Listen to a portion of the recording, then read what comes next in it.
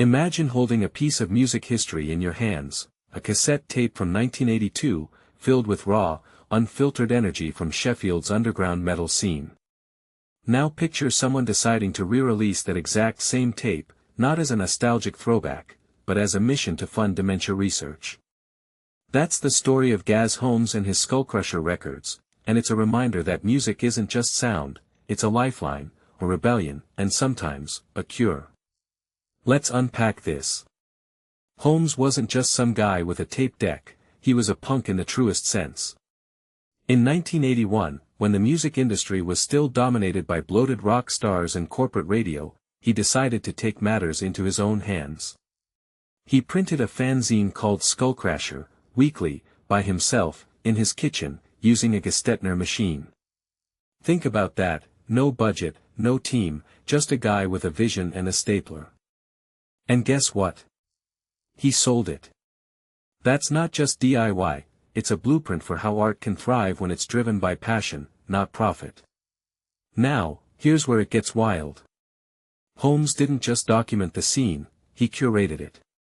His Steel City Rock cassette was a time capsule of Sheffield's new wave of British heavy metal. Bands like Alyx and Fallen Angel weren't just playing music, they were fighting to be heard in a world that didn't care. And Holmes? He was their megaphone. But here's the kicker, he didn't just sell these tapes at gigs. He sold them at Virgin Records. Can you imagine that? A self-published zine and cassette being hawked next to mainstream albums. It's like a punk version of a pop-up shop in a mall, absurd, brilliant, and utterly necessary. What makes this story resonate today is how it contrasts with our hyper-curated, algorithm-driven music world. Back then, there was no Spotify, no TikTok, no filters. Just raw talent, sweat, and the belief that if you made something loud enough, someone would listen.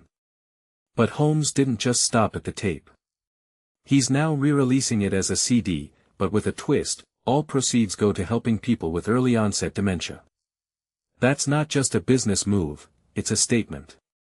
Music isn't just entertainment, it's a bridge between generations, a way to preserve memory, and a tool to heal.